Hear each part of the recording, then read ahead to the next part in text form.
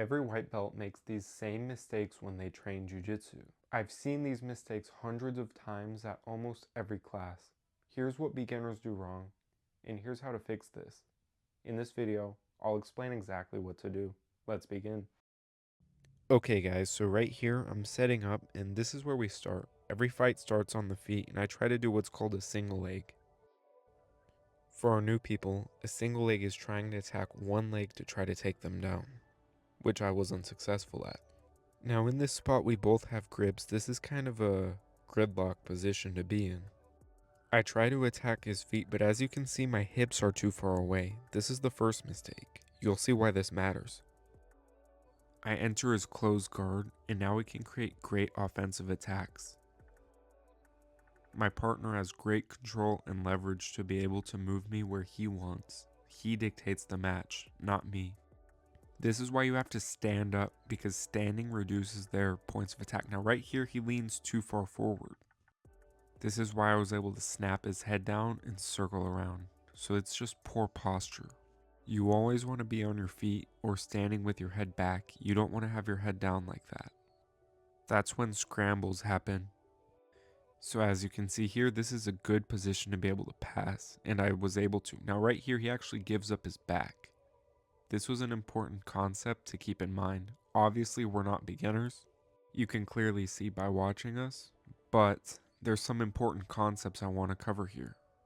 When you turn away like that, it can become problematic.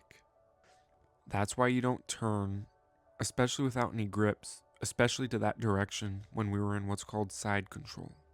So here you can see I try to set up a choke. I like to use the lapel. Now right here I try to go for an armbar, and this is bad. I lost my grips. This matters because he can easily get control of my legs and shuck them aside. As you can see right here, he has the leverage, I don't. I'm controlling his ankles so that he can't move. The core message is always create offense when your opponent doesn't have good grips. If he doesn't have a lapel or a deep sleeve grip, you can attack. This is why good offense is a good defense. Like right here, it would be much better if you could kick me over, create space, or simply off balance me. Now right here, I try to maybe use that shoulder pressure and fake a spinning armbar, but really I want to take the back again. Taking the back is simply jumping over and throwing your hooks in from the back position. Pretty self-explanatory. So as you can see here, I'm staying a little bit inverted. I let go of that ankle, so see how I get a collar grip? That collar grip is really strong and really dangerous. Now see how he broke that grip? That's exactly what to do. But right here I use both my legs to be able to off balance him to set up a sweep, which is basically a reversal of the position from going from bottom to top. Now see how I use my right hand and I control the lapel? That helps significantly. Now right here, same thing, I try to take the back. If you see that they don't have grips, that's a good opportunity. And notice how I threaten the neck before I throw both my hooks in. This is important. Now right here, I'm setting up a choke. He's doing a good job defending. And that's the end of that round. Now I'm fighting Reno here. Shout out Reno.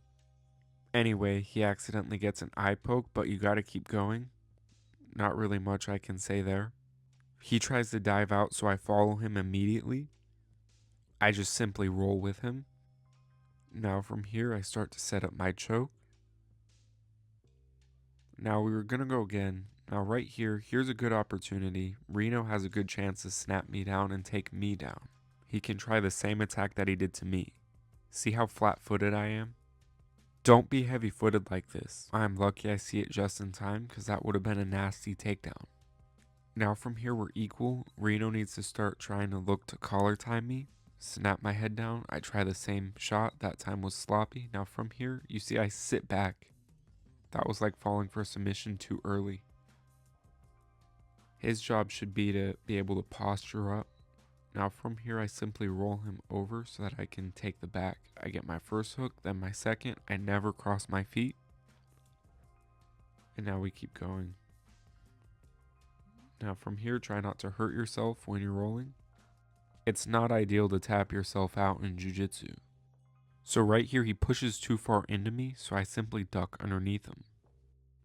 The goal is to try not to push too far into your opponent. That can backfire.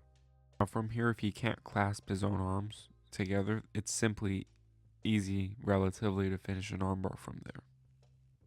Now from here we go again. I try to shuck him.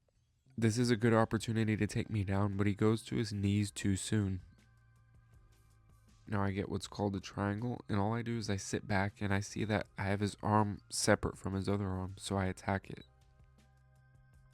Now here's a mistake that's pretty important. Don't turn away while you're passing the guard. It's really easy to elevate your opponent or be able to lift him up. From here I just simply wrestle up and now I can stack them. The goal is to get their hips over their head and their feet to the mat. Now from here I do what's called a tuck under pass, simply shucking my head underneath, and the round ends. On to the next. In this match, I fight an ultra heavy, and I saw some mistakes in here that are important. So in this spot, I actually pull guard right away. It was a double guard pull, so we both pulled at the same time. Now I drag across. Now his job should be to turn on his right hip and frame. And that's exactly what you got to do. Now he tries doing that, but you got to frame more aggressively, like maybe pushing on my chin or face or hip. And then right here, it's too late. Once the leg's dragged across, you need to start moving and hurrying to get on your right hip. That's really the trick.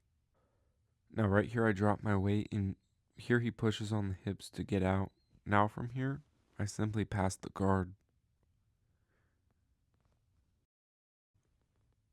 I use my shoulder and I drive it into his neck. I use my lower body to push in. From here, I try to finish maybe a chokehold, but it doesn't work. Now from here, he pushes up, so I just take the arm. If they push on your chest like that, that's a free armbar pretty much. That'll be it for today. I'll see you in the next video. Us!